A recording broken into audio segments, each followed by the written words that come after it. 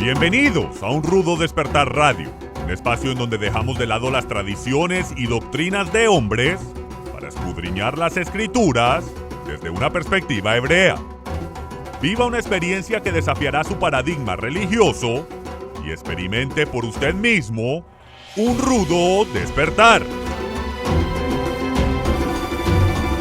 Shalom, estudiosos de la Torá, y bienvenidos una vez más a su programa de Un Rudo Despertar Radio. Con ustedes, su servidor Harold Calvo, transmitiendo para toda nuestra audiencia hispanoamericana, desde el cono sur de las Américas hasta el hemisferio norte, desde el Pacífico hasta el Mediterráneo, y a todos nuestros hermanos en la diáspora. Shalom, paz y gracia para ustedes. Me acompaña el día de hoy mi hermano Miguel Forero desde McAllen, Texas. Shalom, shalom, hermano Miguel, ¿cómo le va?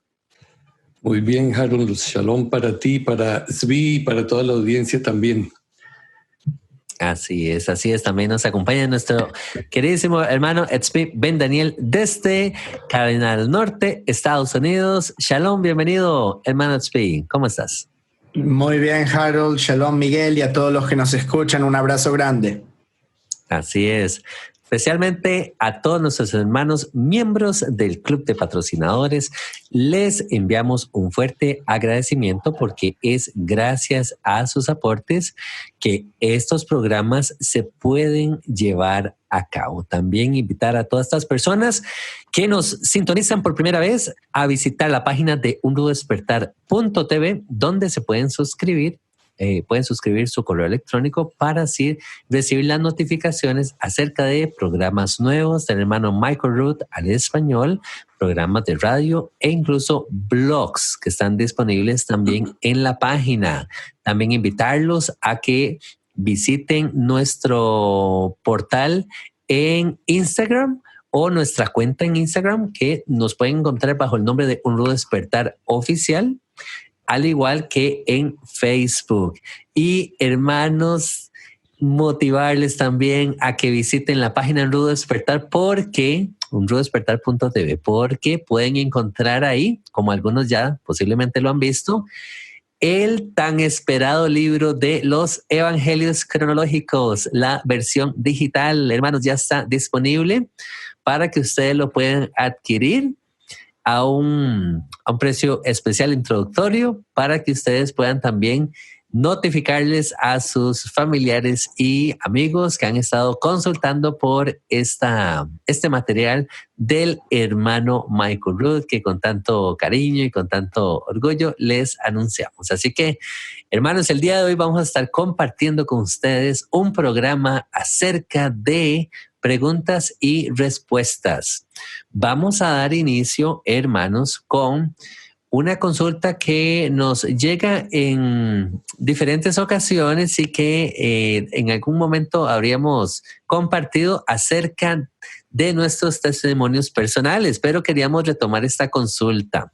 En este caso, la hermana Guadalupe Córdoba nos pide, ella desea saber un poco más acerca de los expositores. Entonces, me gustaría dar inicio y pasarle la palabra a mi hermano Miguel para que nos cuente un poquito acerca de su testimonio personal, y luego el hermano Tzvi nos pueda compartir un poco también, y finalmente yo estaría cerrando con mi testimonio también personal. Y luego continuamos con las siguientes preguntas. Gracias, Harold. Sí, es tanto lo que Dios ha hecho a lo largo de mi vida que se me iría todo el programa, de manera que voy a resumir bastante. Yo conocía a Jesús, a Yeshua, cuando era estudiante universitario, estudiaba en la ingeniería civil. Posteriormente recibí un llamado para servirle a él, dejé la carrera, dejé todo y me involucré en un ministerio de tiempo completo en Colombia. Estuve allí por varios años en diferentes ciudades como misionero, en fin, abriendo ministerios, trabajando con universitarios. De allí salí para República Dominicana a establecer un ministerio, lo cual hicimos en 2 años y medio allí. Después fuimos a Montreal, a Canadá, a hacer lo mismo. Estuvimos en Canadá, en Montreal, perdón, en Ottawa, en Toronto. Regresamos a Colombia Y una vez allí tuve la oportunidad de vincularme con una organización, con una denominación tradicional, digamos, conservadora, y trabajé con ellos varios años. Me invitaron para ser el director de misiones para toda Latinoamérica, entonces asumí ese cargo por 7 años. Tuve la oportunidad de conocer el ministerio de las iglesias desde México hasta Argentina, todos estos países, entendiendo cómo era el funcionamiento de la organización por dentro. Y bueno, todo esto me llevó finalmente a un punto de insatisfacción, en que sentía falta algo aquí. Falta algo y algo no está bien, no encaja. De manera que yo dejé todo esto desde el 2007 y me vine para Texas a vivir aquí. Y estando acá, el padre me inquieta nuevamente sobre el asunto de guardar el Shabbat. De manera que yo comienzo a explorar este asunto que lo había tenido ya en mi mente por mucho tiempo, pero me habían enseñado que eso no era vigente, que eso ya había pasado, que la ley había sido clavada en la cruz, todo lo que sabemos. Y yo mismo lo había enseñado desde múltiples púlpitos y escenarios. De manera que revisé el tema y comencé a entender que realmente la Torá estaba vigente. Fue cuando de alguna manera me conecté con Michael Root. Estuve en algunos de sus seminarios que hacían con ocasión de las fiestas solemnes y dimos el paso junto con mi esposa de obedecer la Torá, pero esto implicó no que nosotros tomáramos la decisión de salir del cristianismo, qué sé yo, más bien fuimos sacados, diría yo, en el sentido que la gente con la que nos relacionábamos cuando fuimos a compartirles de esto maravilloso que habíamos encontrado, comenzaron a mirarnos así como raros, y ahora qué te pasa, y tú por qué estás hablando de eso. Y los pastores que me han invitado a predicar ya me decían, bueno, hermano, ¿usted ya en qué se metió? ¿Qué es esto que ya ha pasado? Y entonces, pues sencillamente me fueron dejando al margen y quedamos por fuera. De manera que la realidad es que, habiendo encontrado el camino estrecho, yo siempre lo describo como en la loma, como en la cresta de una colina, no como un camino estrecho que tiene paredes a los lados, sino la cresta de una colina por la cual usted se puede deslizar a un lado o al otro. Y he entendido en mi mente que un lado de esa montaña es el cristianismo tradicional, convencional, religioso, y el otro lado de esa montaña es el judaísmo, también religión de hombres como tal. Y es bien difícil mantenerse en la cresta, pero gracias al Padre, con ministerios de personas como Michael y otros más, nos han sido de mucha bendición, y por eso nos hemos querido vincular para compartir brevemente algo de lo que ha sido nuestra vida y apoyar y dar un poco de lo que el Padre nos viene dando desde hace mucho tiempo ya, con toda la audiencia. Amén, amén, gloria a Dios. Y cómo nos bendice, hermano Miguel, conocer la versión corta del testimonio. Pues no tengo duda de que el Padre ha hecho grandes cosas con su vida, con su familia, su esposa, sus hijos. Me llama mucho la atención porque ahora que yo les vaya a compartir un poquito más adelante, encuentro muchas similitudes, ¿verdad? con su testimonio. Y principalmente el tema con el trato con las personas y todo esto, ese encuentro, ¿verdad? Ese choque que llega a surgir. Antes de darle la palabra al hermano Tzvi, se me vino algo a la mente rápidamente, y es que muchas veces en las escrituras encontramos los términos de el Padre se refiere a un remanente. Bueno, el mismo Yeshua habló acerca de que pocos son los que encuentran el camino estrecho, sí. Pero cuando vemos los números a nivel mundial, nos damos cuenta que creo que actualmente son, no sé, como 2.6 billones de gentes los que son considerados cristianos. Y entonces uno dice, qué curioso, esos números no son como que muy consistentes con lo que la escritura hablaba acerca de los tiempos finales, y no estoy juzgando aquí a la gente, no estoy juzgando aquí a nadie, simplemente que haciendo como una conciencia de que al final realmente son pocos los que realmente encuentran este camino que nos menciona el hermano Miguel, un camino estrecho, un camino de decidir apartarse, de llevar una vida consagrada al Padre. No estoy hablando de un tema de religión, estoy hablando de realmente gente que decidió apartarse para el Padre, para el Señor, ¿verdad? Guardando sus mandamientos, respetando sus normas, caminando en rectitud al final de cuentas. Pero bueno, después les converso un poquito más. Hermano Tzvi, ¿gustas compartirnos un poquito acerca de tu testimonio? Muchas personas también nos consultan. El hermano Tzvi, judío, creyente, ¿de dónde viene? ¿Cómo fue esto? ¿Qué es esto? No es tan común encontrar un hermano judío en medio de pueblo, gentil, con un contexto cristiano. Hermano Tzvi. Bueno, sí, también una versión súper resumida para no tomar todo el programa. Yo nací en Argentina, como muchos saben, y reconocen el acento también, a pesar de que ya no estuve allí por mucho tiempo. Mi familia era judía, es judía todavía, pero no religiosa, entonces crecí en un hogar un poco secular, o sea, no comía de acuerdo a los mandamientos bíblicos, pero por el otro lado, o sea, igual tampoco era que comía puro puerco, pero sí comí sándwiches de jamón y queso y cosas así, eso no era un problema. Y lo bueno, por el otro lado, es que mi mamá, gracias a la tradición que le fue inculcada a ella, sus abuelos, todos mis abuelos vienen de Europa, y la familia de ella escaparon el Holocausto.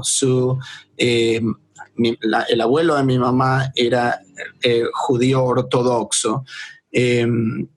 Su nombre hebreo era Tzvi, por eso mi nombre hebreo.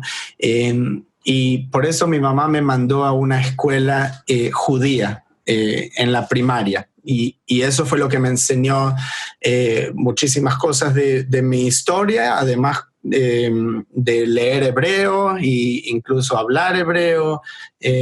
Fue muy beneficioso para mí, a pesar de que no lo pude ver en ese momento. Y luego, ya avanzando hasta los 18, 20 años, ya me empecé a interesar mucho por la religión en sí, por mi religión y religión en general.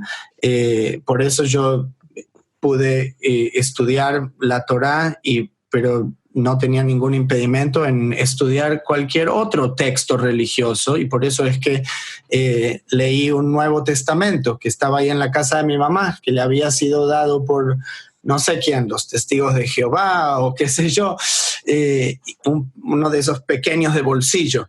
Y cuando leí el Nuevo Testamento,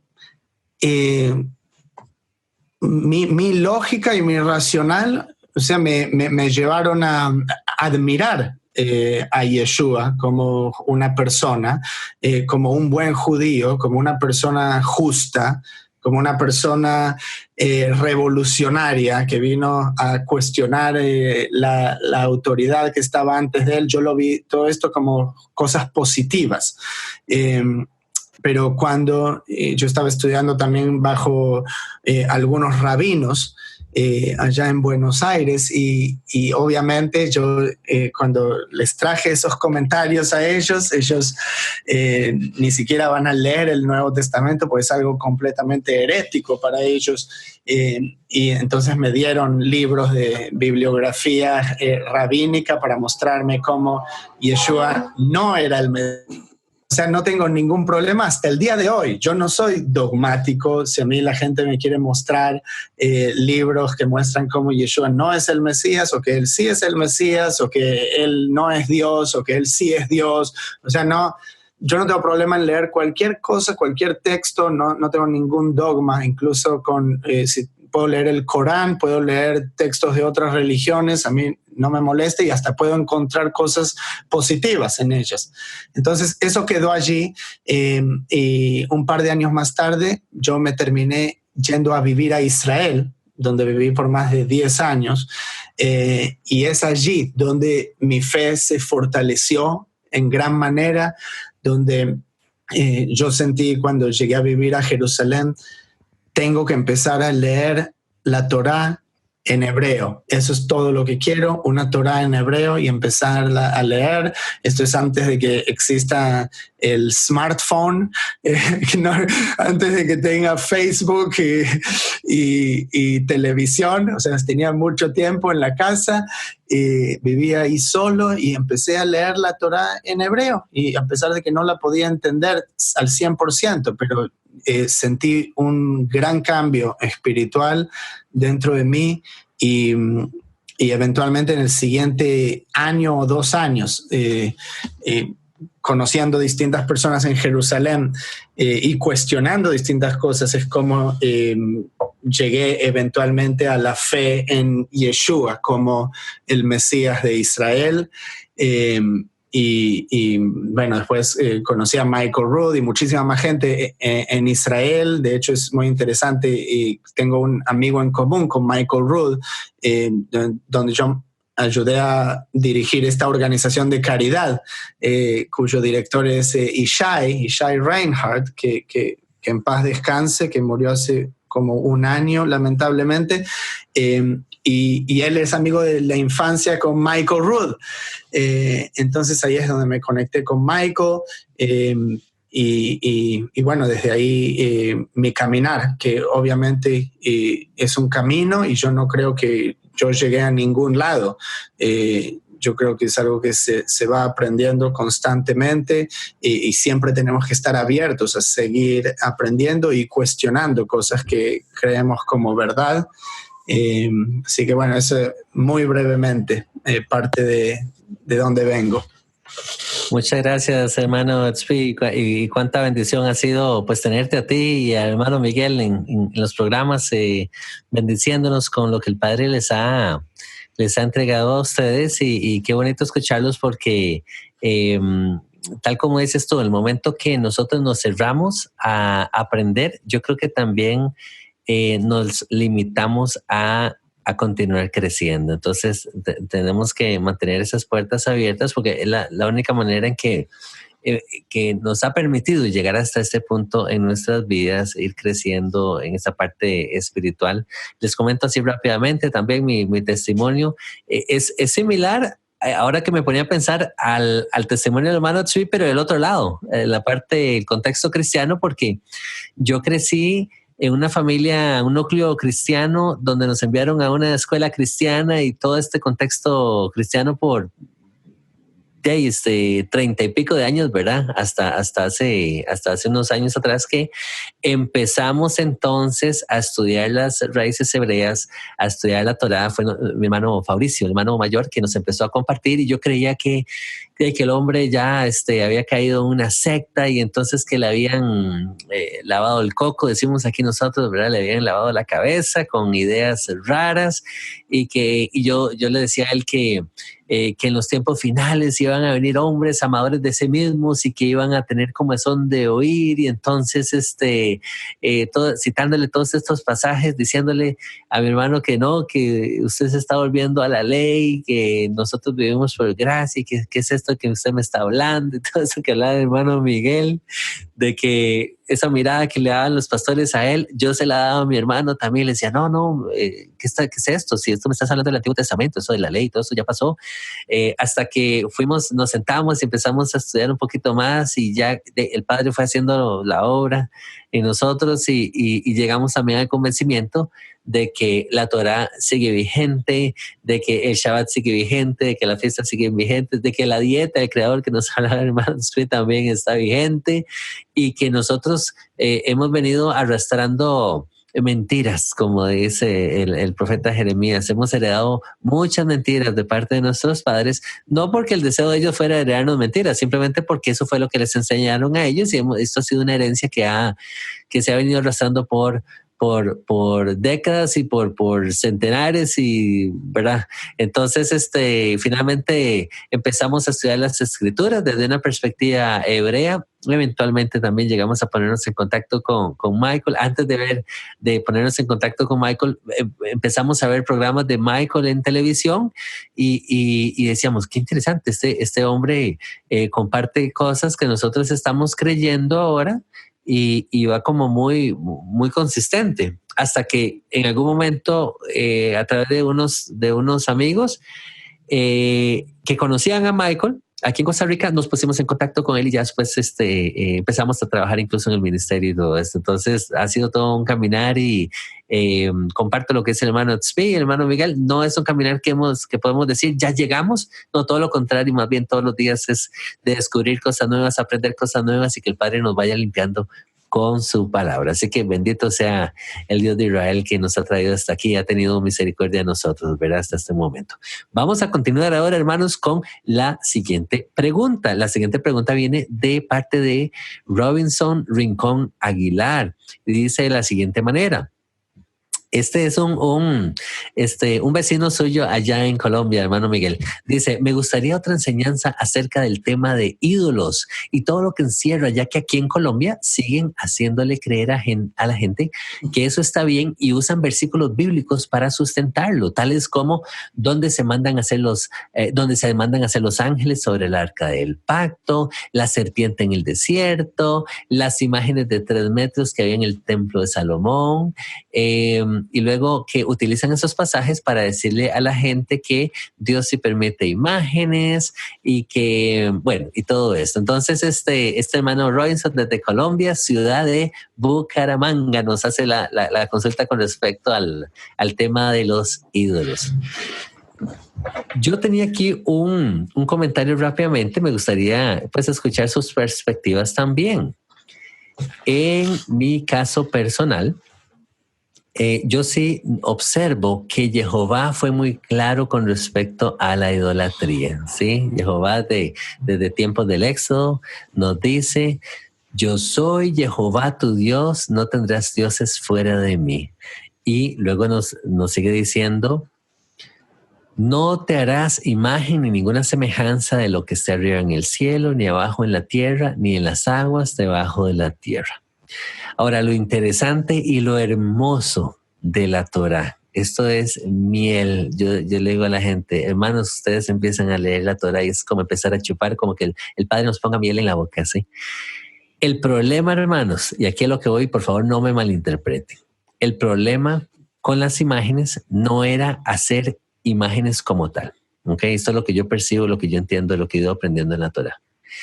El problema se describe en el pasaje siguiente de Éxodo. Esto es Éxodo 24, no te harás imagen.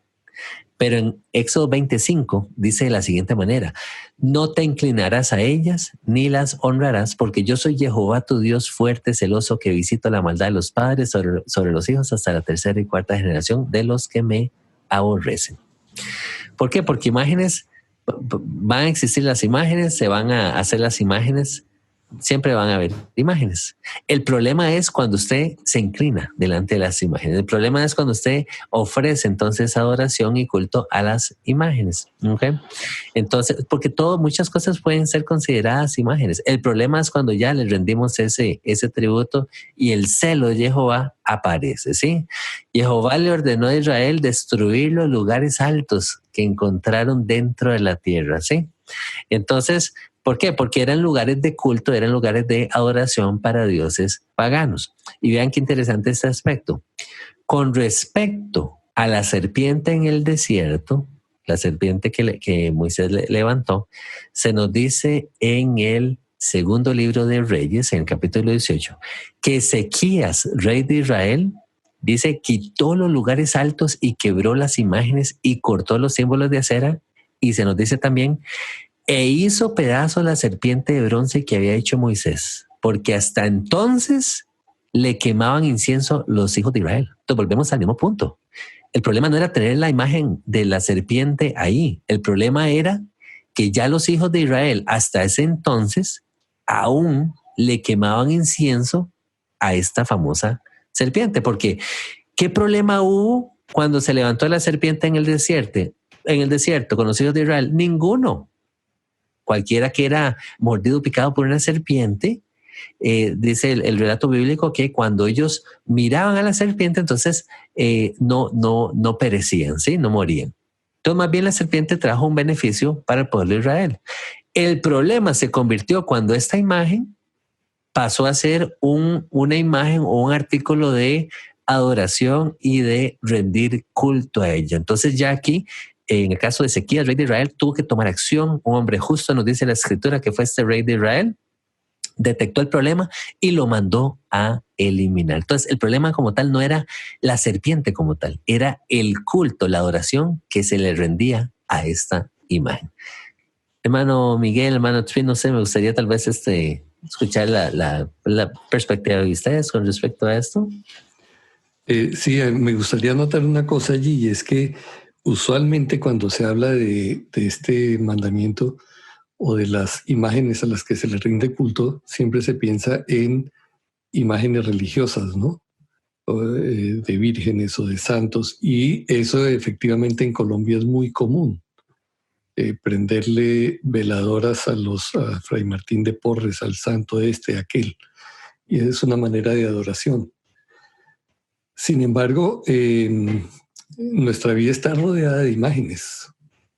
Tenemos fotografías de nuestros hijos, de nuestros padres, de nosotros mismos, las portamos en los documentos de identidad. Entonces, aquellas personas que interpretan que cualquier imagen es una violación del mandamiento, pues se tendrían que quedar hasta sin papeles de identidad. Y ese no es el punto. Esa es la gente que le dice a su niño de 5 años que hizo un dibujo de la casa y la familia, le dice, no, violaste la Torá. y por eso se va a necesitar el chip, para que usted no tenga que utilizar imágenes, ¿no? Hasta eso se va a llegar. Pero sí, el punto es, nosotros, la gente hoy también rinde culto a imágenes que no son de aquella índole religioso, porque hay otro tipo de imágenes, ¿sí? La gente, cuando está apasionada por, y tampoco me van a agarrar a piedra, por un equipo de fútbol, ¿sí?, que sale y brinca y agarra a los demás a piedra y a trompadas porque no son del mismo equipo de él, y sale y lo vitorea y todo lo demás. Esas son formas de adoración. La adoración es algo, la adoración, cuando usted gira en torno a algo que atrapa sus afectos, sus emociones y todo eso, usted está adorando eso. Y entonces no nos quedamos solamente en las imágenes, aquellas a las que se les prenden velas, son aquellas otras cosas que a veces son aún imágenes mentales, pero que gobiernan nuestra vida de alguna manera. Entonces ahí usted tiene a los muchachos queriéndose vestir como fulano de tal, queriendo imitar a no sé quién, a caminar o a hablar o bailar como hacen aquellos, y esas son formas de adoración, son ídolos también. Y nosotros estamos llamados a entronizar en el centro de nuestra vida solamente al Dios verdadero, porque es el que nos trae libertad. Todo lo demás nos va a traer esclavitud. Ahora, lamentablemente, aún en las iglesias cristianas todavía se maneja mucho la imagen de la cruz, ¿no? Entonces, digamos, los que salieron salimos del catolicismo, dejamos atrás todas las vírgenes, santos, todo esto, pero nos quedamos con la cruz, y la cruz está en el púlpito y está en la iglesia, en las paredes, en todas partes. Lo cargamos en el cuello y aún pensamos que haciendo la señal de la cruz en algunos casos los demonios van a huir, cuando la cruz era un símbolo eminentemente pagano y un símbolo de maldición. O sea, nosotros no necesitamos nada de eso. Evidentemente, basta ir a la Escritura para darnos cuenta de que el Padre nos hizo libres de todo eso. Pero no caigamos en el extremo de pensar que cualquier imagen, cualquier expresión de arte que se hace sin esa intención constituye idolatría. No, hay gente que es capaz de hacer unos retratos hermosos y muy bonitos y se admira el arte y la capacidad de la persona. Pero el hecho de que el mandamiento dice no te inclinarás, no te postrarás a eso para adorarle, o no le rendirás pleitesía ya en tu corazón. Eso es lo que se nos ordena y es lo que debemos cuidar de hacer, ¿no? Amén. Amén, amén.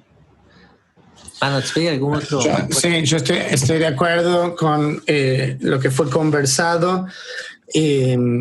Obviamente, yo no estoy en contra de que una persona pueda dibujar. Yo conocí gente en el pasado que llegan a ese extremo, que piensan que cualquier cosa, no pueden decorar la casa con nada. Todos los cuadros tienen que ser palabras. O sea, se llega a un nivel ridículo por no tomar el contexto de lo que se dice. Y obviamente, ¿cuál es la lógica de decir, ok, Dios dio este mandamiento, pero aquí tenemos el ejemplo donde Dios está diciendo él mismo que forjen esos querubines? Entonces, por eso podemos tener una estatua de la Virgen y adorarla. O sea, no, me parece que hay un salto cuántico entre uno y otro, porque por un lado tenemos a Dios mismo dando un mandamiento de un artefacto muy singular que iba a existir, no para toda la gente ahí en display en la plaza pública, sino en un lugar escondido, donde solo el sumo sacerdote iba a entrar una vez por año, ¿ok? Entonces, no es algo que estaba ahí para que todos lo vean. Sí, mira cómo hicieron esos dioses. No, nada que ver con eso. Y es una orden de Dios, ¿ok? Si Dios dice no matarás, pero ahora Dios está diciendo que vayas a matar a todos los amorritas. Entonces, ¿cuál es? Ok, hay que tomar cosas en contexto, porque si no, de esa manera podemos tomar cualquier cosa de la Biblia para decir lo que nosotros querramos. Entonces sí, tiene que ver con el contexto de adoración. No había nada en contra de hacer esa serpiente en el desierto, porque es arte y iba a traer sanación. Pero luego vemos cómo la naturaleza de la gente hace que se convierta en un dios, Nehushtan, ahí como tú citabas en el libro de los reyes, y la gente empezó a adorar eso. Por eso tuvo que ser destruida. Si no, es solo una serpiente de cobre para recordar lo que pasó en el desierto. Pero tenemos un problema cuando la gente empieza a idolatrar.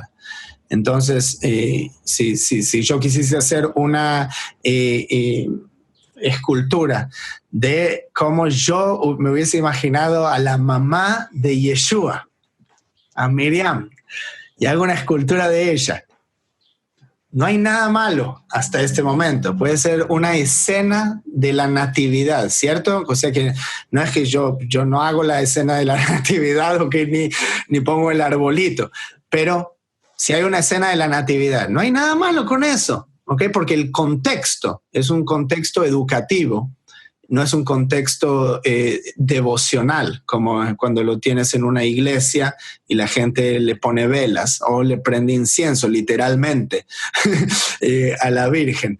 Sí, entonces sí, si quieres podemos ir a la próxima pregunta. Claro que sí, no, más bien bueno, muchas gracias, hermano Tsui, hermano Miguel. Vamos a aprovechar ahorita para hacer un corte comercial y ya regresamos con las siguientes consultas de los hermanos. Permanezca con nosotros. Shalom, seguidores de la Torá, les traemos muy buenas noticias. Ya está disponible la versión digital del tan esperado libro de los Evangelios cronológicos del hermano Michael Rood. Después de haber dedicado 38 años de investigación, finalmente Michael Rood presenta los Evangelios cronológicos, uno de los logros más importantes de su vida.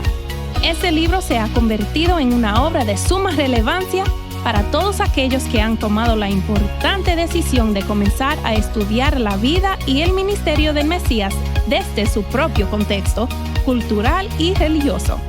Obtenga esta magnífica obra en formato de libro electrónico.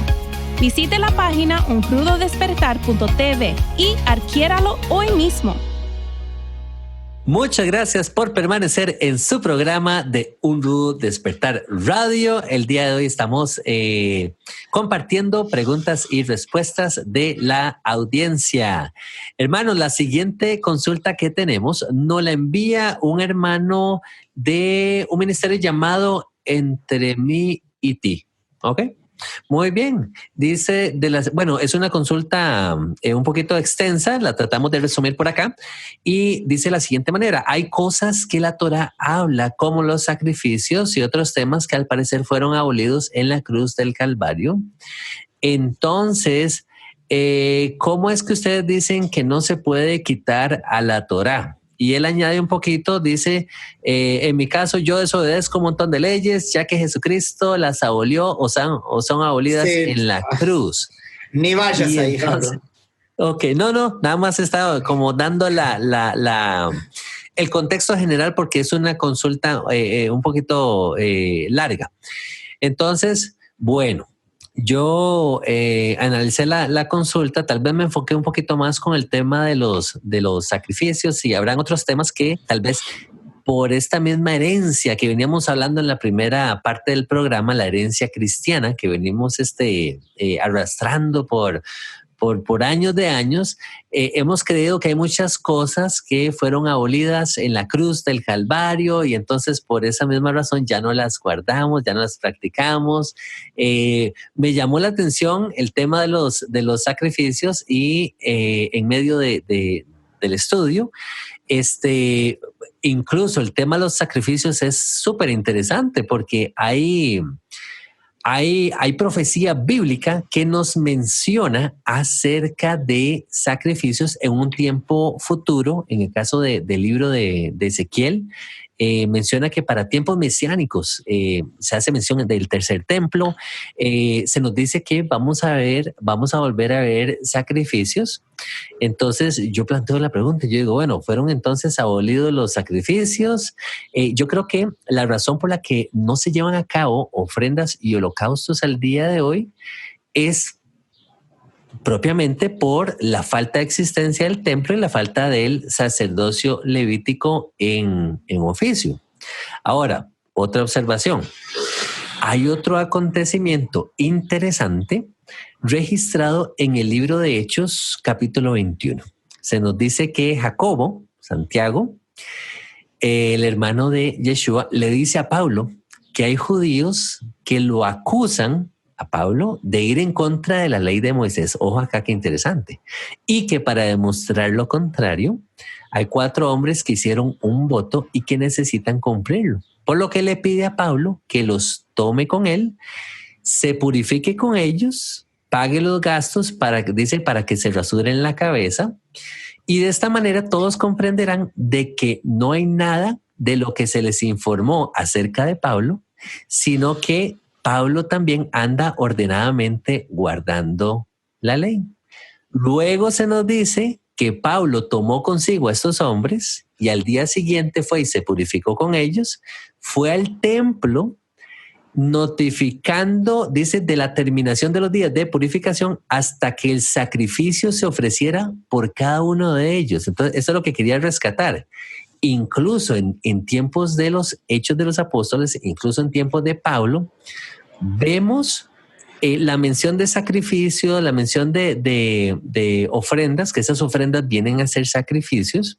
Entonces, aquí podría surgir la siguiente pregunta. Me gustaría incluso escuchar la opinión de ustedes. ¿Por qué Pablo habría de purificarse junto con ellos, participando de todo este ritual de purificación e incluso haciendo mención de un ofrecimiento de sacrificio, si ya esto había acontecido después de la muerte y resurrección de Yeshua y hemos creído que Yeshua abolió todo esto? A mí me parece que hay aspectos acerca de los diferentes tipos de sacrificio que aparecen en la Torá que quizás no hemos comprendido. ¿Okay?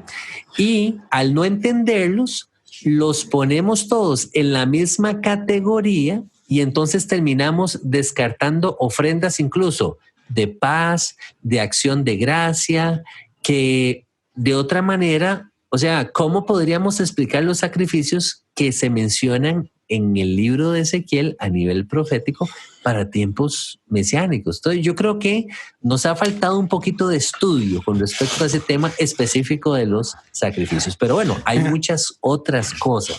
Adelante, hermano. Déjame muy brevemente, solo un par de cositas muy brevemente. Primero, o sea, a mí me parece que la premisa de que Yeshua, o que se abolieron en la cruz ciertos mandamientos, ya es una premisa errónea, ¿cierto? Porque Yeshua nunca enseñó eso y nunca enseñó en contra de los mandamientos. Y ahora si te pones a pensar simplemente la lógica, la razón por la que Yeshua tuvo que venir a cumplir esa misión fue inicialmente porque el pueblo había transgredido, ¿cierto? De vuelta a Isaías 53, todo el pueblo se ha apartado, ¿cierto? Como ovejas perdidas, y él vino justamente para traernos de regreso a la Torá. Entonces, ¿cómo va a ser que lo que él hace ahora va a hacer que la Torá o mandamientos de la Torá desaparezcan? O sea, toda la premisa es realmente ridícula. Totalmente de acuerdo. Hermano Miguel, bueno, yo me referí propiamente a los sacrificios, pero ese es solamente un ejemplo, como dice el hermano Tzvi, de muchos otros conceptos que hemos creído como que quedaron obsoletos. Y le pregunto a usted, hermano Miguel, porque venimos del mismo contexto cristiano donde decimos, usted mencionó ahora el Shabbat, por ejemplo.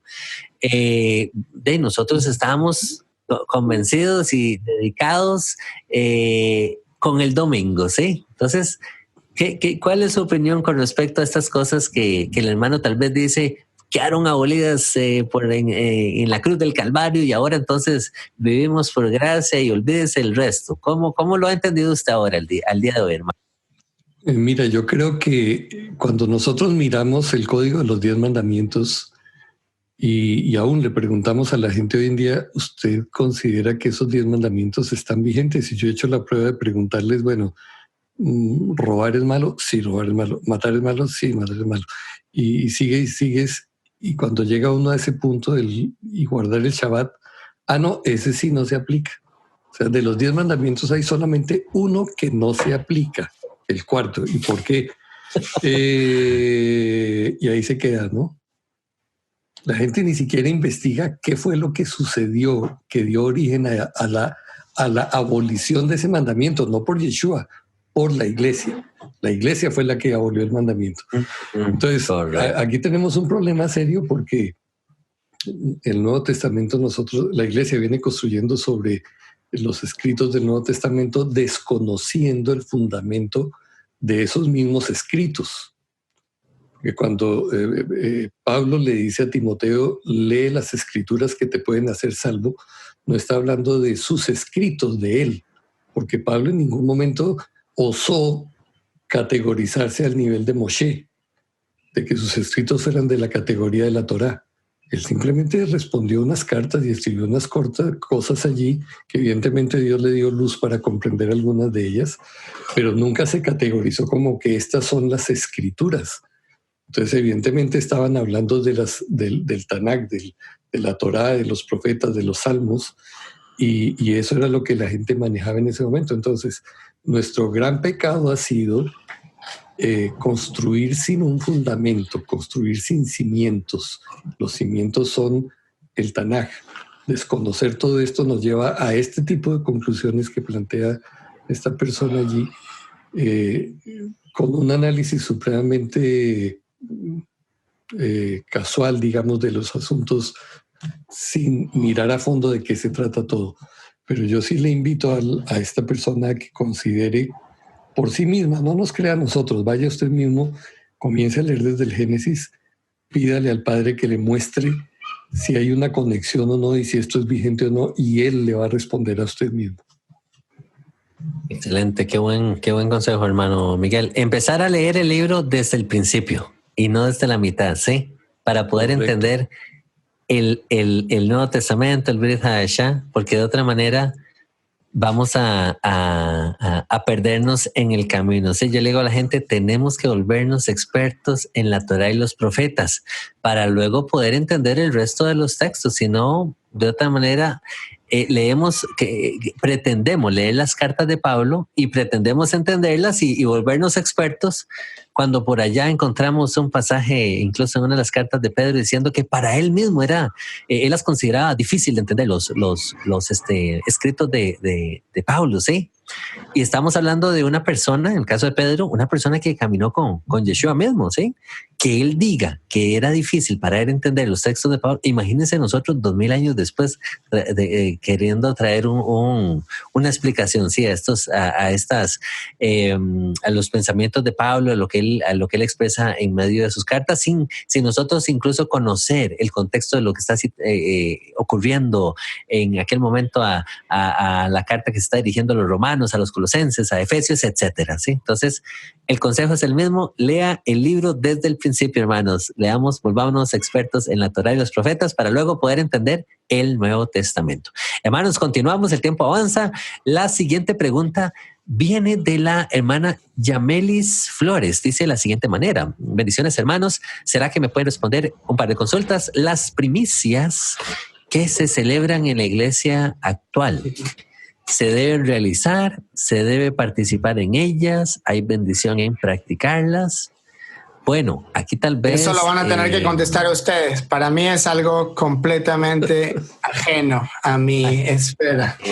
Ok, bueno, tal vez, hermano Tzvi, para hacerte parte en esa pregunta, lo que sí me gustaría que tal vez nos comentaras amplios rasgos.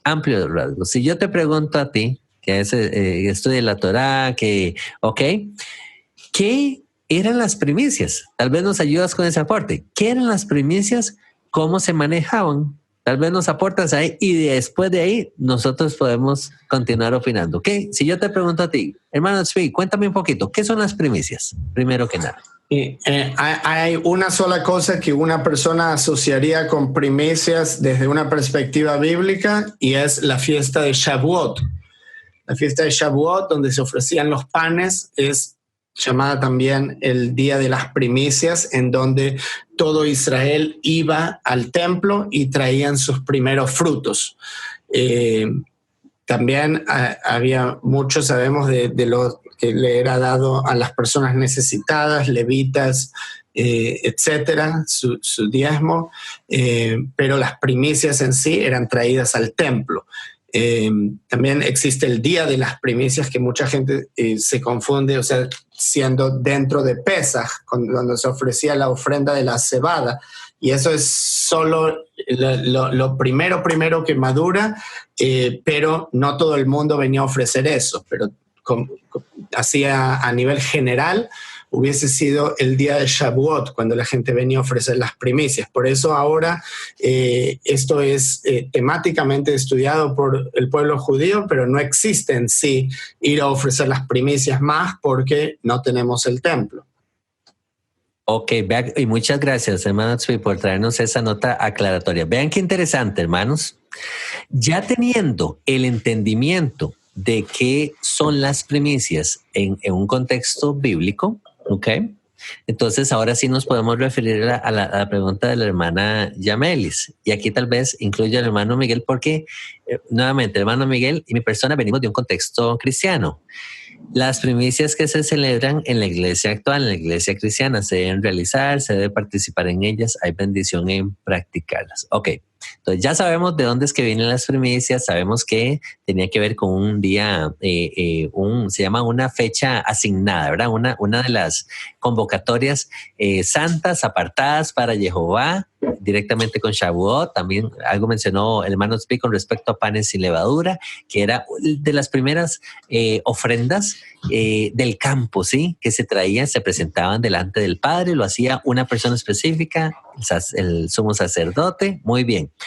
Ahora, en el contexto cristiano, lo que se ha venido tal vez desarrollando es que se toma esa idea de las primicias, de todo esto que nos menciona el hermano Tzvi, pero se ha tal vez tornado como una más dirigido a una ofrenda, a llevar a la congregación a traer ofrendas al templo cristiano, etcétera. ¿ok? Tal vez hemos perdido un poquito la noción, la definición. Es lo que yo quiero que ustedes tengan claros aquí, hermanos. Que no confundamos definiciones, una cosa con la otra, ¿ok?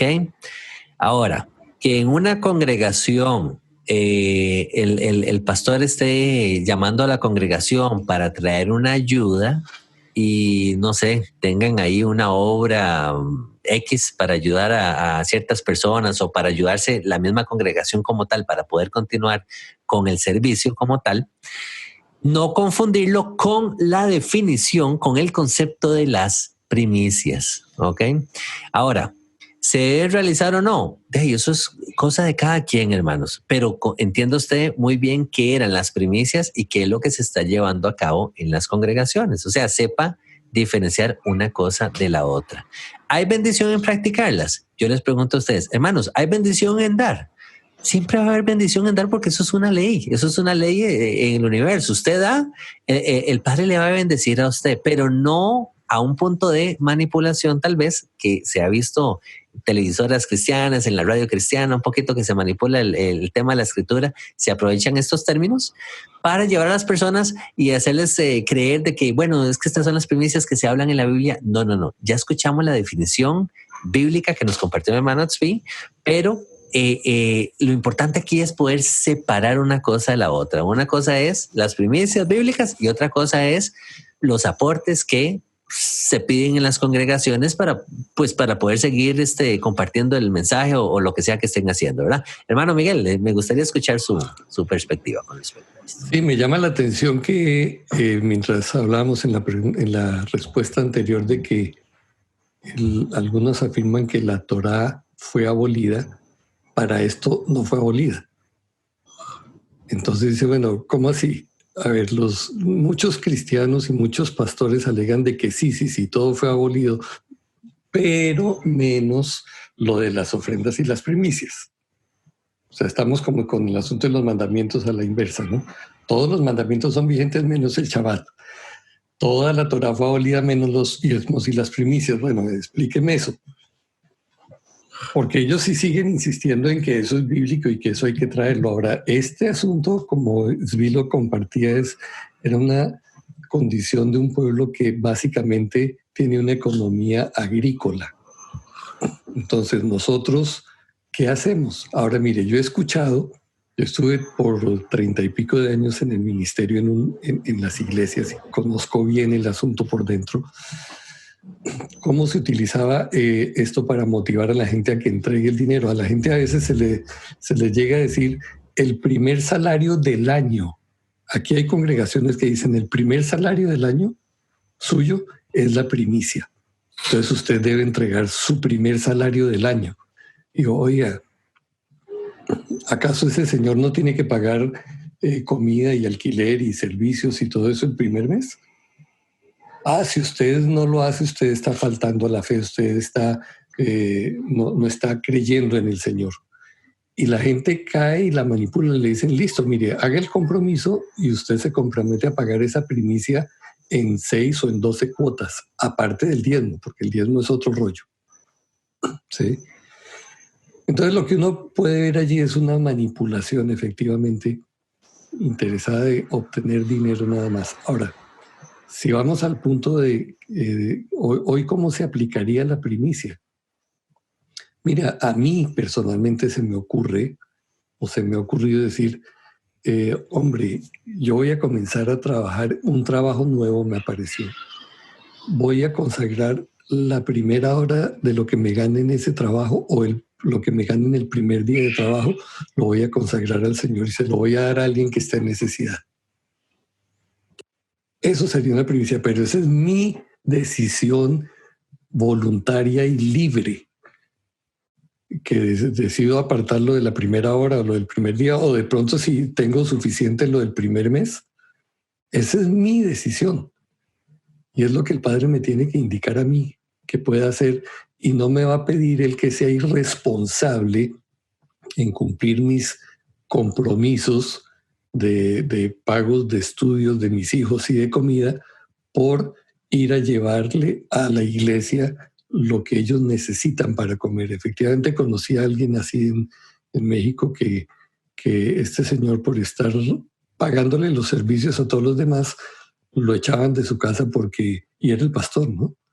Y le caían arriba porque pues él no pagaba, no cumplía con el arriendo ni nada. Y güey, ¿cuál es el testimonio? Entonces todo tiene un equilibrio, todo tiene una razón de ser. Y nosotros tenemos una responsabilidad primaria que cumplir. Ahora, si usted quiere dar esas primicias en los términos que más o menos le he comentado, usted es libre de hacerlo, pero no se lo pueden exigir como una ley que usted tiene que cumplir. Qué palabras más sabias, hermano Miguel. De verdad que sí, muchas gracias, porque en medio de esta búsqueda de la verdad nos topamos a veces con situaciones incómodas donde nos sentimos mal y entonces creemos que estamos faltando a los mandamientos de Dios porque no estamos compartiendo necesariamente lo que se nos está predicando desde el púlpito. Entonces, hermanos, para que echemos en nuestros sacos y podamos aprender. Y no juzgando, no es nuestro deseo juzgar a hermanos pastores, ministros que predican esto de esta manera. Es el proceso de aprender, crecer, queremos encontrar la verdad, ¿sí? Hacer las cosas de una manera correcta. Me gustó mucho el consejo del hermano Miguel cuando dijo, si usted tiene algún aporte que usted quiera apartar de sus ingresos para bendecir alguna obra que está haciendo el bien, la justicia social, está alimentando al que está en necesidad, al que tiene al menos favorecido, ¿sí? El que tiene hambre, la viuda, el huérfano, el extranjero, estas personas que nos mencionan las escrituras, que necesitan, pues entonces no tenga problema usted en extender su mano y bendecirles también. Así que el Padre va a bendecir, claro que sí lo va a bendecir. No lo hacemos buscando esa bendición del cielo, sino lo hacemos en obediencia y en amor al prójimo, a los demás. Nunca sabemos cuándo podemos estar nosotros en esas condiciones y necesitamos tal vez de la ayuda de otros hermanos, de otros pues hermanos en la congregación misma que también nos pueden extender el brazo, las manos a nosotros, ¿sí? Y no sé si nos da tiempo, tal vez vamos a compartir una última pregunta, pues ya se nos acaba el tiempo y tal vez de una manera muy, muy general, tal vez nos podamos referir a ella. Esta pregunta viene de parte de el hermano José Medina, que dice de la siguiente manera: yo como gentil, ¿cuáles son todas las cosas que debo guardar? Entonces, primero destaco el corazón sincero y honesto del hermano José Medina con respecto a esa apertura, porque los que venimos del contexto cristiano sabemos que nosotros ya como que venimos programados y decimos, no, ya la Torá queda descartada, eso ya no. Pero él, de una manera humilde, de una manera sincera, honesta, dice, bueno, yo como gentil, ¿cuáles son las cosas que debo guardar? Tal vez no sé si quieren ustedes referirse, yo voy a compartir mi opinión rápidamente. Y lo primero que se me viene a la cabeza es lo siguiente. Yo pregunto, los gentiles que salieron con el pueblo de Israel de tierra de Egipto, ¿cuáles mandamientos tenían que guardar? Sabemos que sí, hay mandamientos en la Torá específicos que aplicaban solamente para los hombres, específicos que aplicaban solo para las mujeres, específicos solamente para los levitas, incluso para los sumos sacerdotes. Pero cuando hablamos de mandamientos generales, ¿quiénes los guardaban? ¿Los guardaba solamente el Israel natural o también esa multitud mixta que salió con Israel? Esa es tal vez algo para reflexionar. El libro de Hechos nos hace mención ahí de un par de aspectos interesantes, pero para reflexionar. Hermano Miguel, tal vez usted quiera compartir. Sí, a mí me gustaría anotar simplemente el término gentil, porque me parece que parte del problema se resuelve cuando sabemos con claridad nuestra identidad. Si yo entiendo qué es lo que se plantea a partir de la venida de Yeshua. Ya no hay una diferencia entre gentiles y judíos. Yeshua viene a derrumbar esa pared, y a quienes nos volvemos al Mesías somos integrados en el pueblo de Israel. Pablo lo comparte en Romanos capítulo 11. Nosotros venimos a ser injertados y somos parte de, porque tomamos de la misma savia, de la misma fuente. Entonces nosotros somos Israel. Y este es el rollo de las raíces hebreas, precisamente eso, que finalmente nos dimos cuenta que no somos gentiles aparte, sino que somos Israel, y por eso queremos cumplir los mandamientos que se encuentran allí. Entonces, si yo me sigo considerando como gentil todavía, la pregunta sigue teniendo validez. Bueno, yo estoy afuera, entonces ¿qué cumplo? Pero si yo me considero ya dentro del pueblo de Israel, oiga, como pueblo de Israel, a mí me compete, es mi responsabilidad hacer todo aquello que le toca hacer al pueblo de Israel. Me parece muy válido lo que dice Miguel, y yo también lo puedo ver de esa manera. Sabemos, como dice también, habrá solo una Torá para ti y para el extranjero que está en medio tuyo. Pero por el otro lado, yo no voy a ir a decirle a nadie, especialmente a alguien que no viene del pueblo de Israel, qué mandamientos él tiene que cumplir. A mí me parece que es algo muy personal, el camino de cada uno. Yo no creo que es lógico o constructivo decirle a una persona que empieza a creer o que está interesada, como hacían los fariseos o las sectas más ortodoxas, la circuncisión. Ok, ahora estás viendo la verdad. Ok, mañana a las 10 de la mañana te vienes acá a circuncidar y empiezas a cuidar todos los mandamientos, haces tu inmersión.